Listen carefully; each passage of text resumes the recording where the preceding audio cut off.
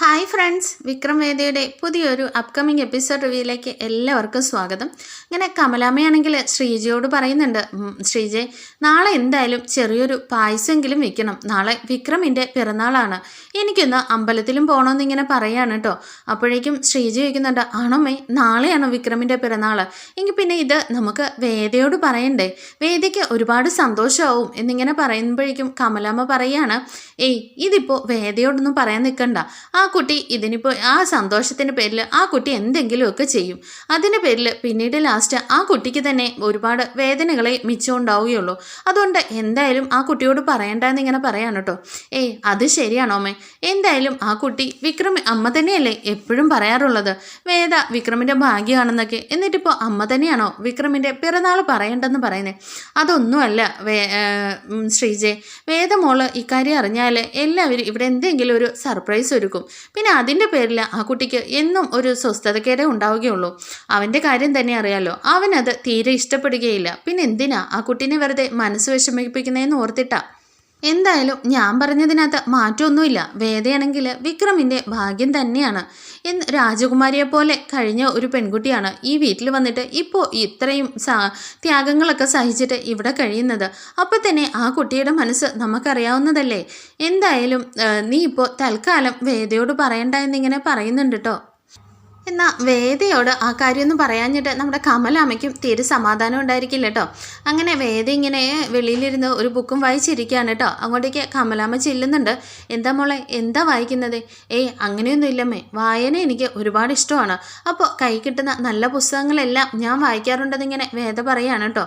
അതെന്തായാലും നന്നായി മോളെ, ഇവിടെ മാഷിനും ഏറെ ഇഷ്ടമാണ് വായന, വായിക്കുന്നവരെയും മാഷിനും ഒരുപാട് ഇഷ്ടമാണെന്നിങ്ങനെ കമലാമ്മ പറയുന്നുണ്ട് കേട്ടോ. എൻ്റെ വിക്രമും അങ്ങനെയായിരുന്നു, വായനയ്ക്ക് ഒരുപാട് ഇഷ്ടമായിരുന്നു, അവന് എല്ലാ പുസ്തകങ്ങളെക്കുറിച്ചും അവൻ്റെ അറിവുകൾ ഞാൻ തന്നെ അത്ഭുതപ്പെട്ടു പോയിട്ടുണ്ട്. എന്നാൽ ഇപ്പം എൻ്റെ മോൻ്റെ ഈ അവസ്ഥ കണ്ടോ എന്ന് പറഞ്ഞിട്ട് കമലാമ്മ ഇങ്ങനെ പൊട്ടിക്കരയാണ് കേട്ടോ. ഈ സമയം നമ്മുടെ വേദ ഇങ്ങനെ സമാധാനിപ്പിക്കുന്നുണ്ട്. അമ്മയുടെ മോനെ ഇത്രയും മാറിയില്ലേ, ഇനി എന്തായാലും അമ്മ ആഗ്രഹിച്ചതുപോലെ, മാഷ് ആഗ്രഹിക്കുന്നത് പോലെ തന്നെ വിക്രം മാറി വരുമെന്ന് എനിക്ക് നല്ല ഉറപ്പുണ്ട് എന്നിങ്ങനെ വേദ ഇങ്ങനെ കമലാമ്മയെ സമാധാനിപ്പിക്കുന്നുണ്ട്. അതിനുശേഷം വേദ ഇങ്ങനെ ചോദിക്കുന്നുണ്ടല്ലോ, അല്ലമ്മേ അമ്മ എന്തെങ്കിലും എന്നോട് പറയാനായിട്ടാണോ വന്നത്? ആ അതെ മോളെ, നാളെ വിക്രമിൻ്റെ പിറന്നാളാണ് എന്നിങ്ങനെ പറയുമ്പോൾ, അമ്മ അതിപ്പോൾ ഇത്ര സന്തോഷിക്കേണ്ട കാര്യമല്ലേ, അത് നമുക്ക് നാളെ എന്തായാലും നന്നായിട്ടൊന്ന് ആഘോഷിക്കണമെന്ന് ഇങ്ങനെ പറയുകയാണ് കേട്ടോ. ഏയ് ഇല്ല മോളെ, ഇവിടെ വിക്രമിൻ്റെ പിറന്നാളൊന്നും ആരും ആഘോഷിക്കാറില്ല, അതൊന്നും മാഷിന് ഇഷ്ടമില്ല എന്നിങ്ങനെ പറയുമ്പോൾ, ഏയ് അങ്ങനെയൊന്നും പറഞ്ഞാൽ പറ്റില്ല അമ്മേ, എന്തായാലും ഞാനുള്ള ആദ്യത്തെ വിക്രമിൻ്റെ പിറന്നാളല്ലേ, അത് നമുക്ക് നന്നായിട്ടൊന്ന് ആഘോഷിക്കണമെന്ന് ഇങ്ങനെ പറയാം കേട്ടോ. എന്തായാലും മോള് വലുതായിട്ടൊന്നും ആഘോഷങ്ങളൊന്നും ഒരുക്കണ്ട, അതൊന്നും വിക്രമിനും തീരെ ഇഷ്ടപ്പെടില്ല എന്നിങ്ങനെ പറയാണ് കേട്ടോ. എന്തായാലും ഞാൻ വിക്രമിന് ഒരു സർപ്രൈസ് ഒരുക്കുന്നുണ്ടെന്നിങ്ങനെ വേദ പറഞ്ഞിട്ട് വേദ സന്തോഷത്തോടു കൂടി അകത്തേക്ക് കയറി പോവാണ് കേട്ടോ. എന്നാൽ ഈ സമയം നാളെ തന്നെ ബർത്ത്ഡേ ആണെന്ന് വിക്രം പോലും ഓർക്കുന്നുണ്ടായിരിക്കില്ല കേട്ടോ. വിക്രമിന് കുറേ നാളായിട്ട് ബർത്ത്ഡേയോ ആഘോഷങ്ങളോ ഒന്നും താല്പര്യമില്ല. വിക്രമിന് ഒന്നിനോടും ഒരാഘോഷങ്ങളോടും ഇഷ്ടമില്ലാത്ത മട്ടിലാണ് നടപ്പെട്ടോ. അങ്ങനെ ഈ ഒരു രാത്രിയായിട്ടുണ്ട്, നമ്മുടെ 10-11 മണിയൊക്കെ കഴിഞ്ഞിട്ടുണ്ട് കേട്ടോ. ഈ സമയം വേദ പെട്ടെന്ന് വിക്രമിനെ വിളിക്കുന്നുണ്ട് കേട്ടോ. വിക്രമാണെങ്കിൽ വർക്ക്ഷോപ്പിൽ തന്നെയായിട്ട് ഉണ്ടായിരിക്കുക. രാജേട്ടൻ്റെ പണികളൊക്കെ തീരാറാവുന്നേ ഉള്ളൂ. വെറുതെ രാജേട്ടനോട് കാര്യങ്ങളൊക്കെ സംസാരിച്ചിട്ട് വിക്രം ഇങ്ങനെ ഇരിക്കുകയാണ്. ഈ സമയം വേദയുടെ കോള് വന്നിട്ട്, ഇവളെന്തിനാ ഈ പാതിരാത്രിയിൽ ഇങ്ങോട്ടേക്ക് വിളിക്കുന്നത്? എടാ എന്തായാലും ആ കുട്ടി പാവമല്ലേ, നീ ഫോൺ ഇടുന്ന് രാജേട്ടൻ പറയുന്നുണ്ട് കേട്ടോ. അങ്ങനെ വേദയാണെങ്കിൽ വിക്രമാണെങ്കിൽ ഫോൺ എടുക്കുന്നുണ്ട്. പെട്ടെന്ന് തന്നെ, അയ്യോ വിക്രം പെട്ടെന്ന് തന്നെ വീട്ടിലേക്ക് വാ, ഞാൻ തനിയുള്ളൂ ഇവിടെ എന്നെ ആരോ അപായപ്പെടുത്താൻ ശ്രമിക്കുന്നുണ്ട് എന്ന് പറഞ്ഞിട്ട് പെട്ടെന്ന് തന്നെ ഫോൺ കട്ട് ചെയ്യാണ് കേട്ടോ. ഈ സമയം വിക്രം, ഹലോ വേദ, വീട്ടിലുള്ളവരൊക്കെ എവിടെ പോയി, അമ്മയച്ഛനൊക്കെ അവിടെ ഇല്ലേ എന്നൊക്കെ ഇങ്ങനെ പറയുമ്പോൾ, എന്താ പ്രശ്നം? അയ്യോ വേദയ്ക്ക് എന്തോ പ്രശ്നമുണ്ടെന്ന്, വീട്ടിലാരും ഇല്ല, എന്തോ ആരോ അപായപ്പെടുത്താൻ ശ്രമിക്കുന്നു എന്ന് പറഞ്ഞിട്ട് പെട്ടെന്ന് തന്നെ കോള് കട്ടായെന്ന് ഇങ്ങനെ പറയാട്ടോ. എന്നാൽ മോൻ വേഗം പെട്ടെന്ന് തന്നെ വീട്ടിലേക്കില്ലേ, ഞാനും വരണോ എന്നിങ്ങനെ രാജേട്ടൻ ചോദിക്കുന്ന സമയത്ത്, ഏയ് വേണ്ട രാജേട്ടൻ്റെ പണി ഇന്ന് ഫിനിഷ് ചെയ്യേണ്ടതല്ലേ, ഞാൻ തനിയെ പൊക്കോളൂ എന്ന് പറഞ്ഞിട്ട് പെട്ടെന്ന് തന്നെ വിക്രമാണെങ്കിൽ ബൈക്ക് എടുത്തുകൊണ്ട് തന്നെ പാഞ്ഞു വരുന്നുണ്ട് കേട്ടോ.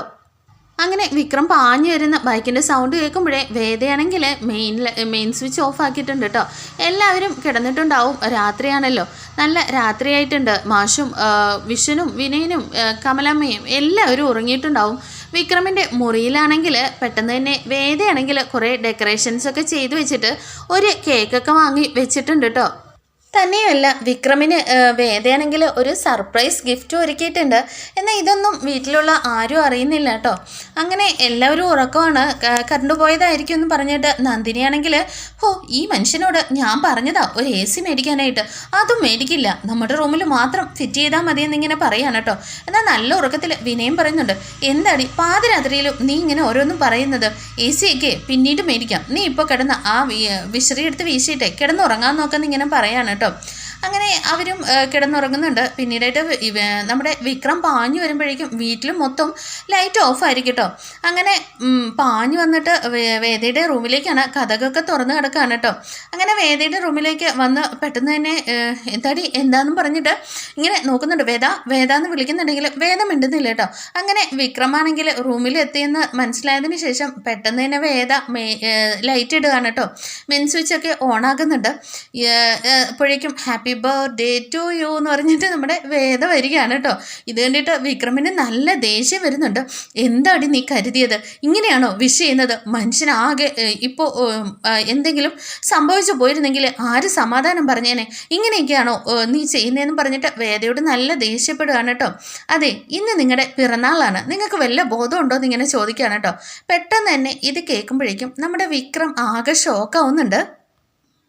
എൻ്റെ പിറന്നാളോ, അതെങ്ങനെ നിനക്കറിയാം? അതെ, അതൊക്കെ അമ്മ എന്നോട് നേരത്തെ തന്നെ പറഞ്ഞിരുന്നു. എന്നിട്ട് ആ ഒരു ഗിഫ്റ്റ് എടുത്ത് കയ്യിലേക്ക് കൊടുക്കുകയാണ് കേട്ടോ. എന്തായാലും എൻ്റെ വിക്രുവേ ഒന്ന് സമാധാനമായിട്ട് പോയി ഈ ഡ്രസ്സൊക്കെ ഒന്ന് മാറി ചേഞ്ച് ചെയ്തിട്ട് വാന്ന് പറഞ്ഞിട്ട് ഇതെന്താണെന്ന് ചോദിക്കുകയാണ് കേട്ടോ. അതെ, ഇത് ഞാനെടുത്തുന്ന ഒരു ഷർട്ടും മുണ്ടുമാണ്, ഇതൊന്ന് പോയി ഇട്ടുകൊണ്ട് വാന്നിങ്ങനെ പറയാണ് കേട്ടോ.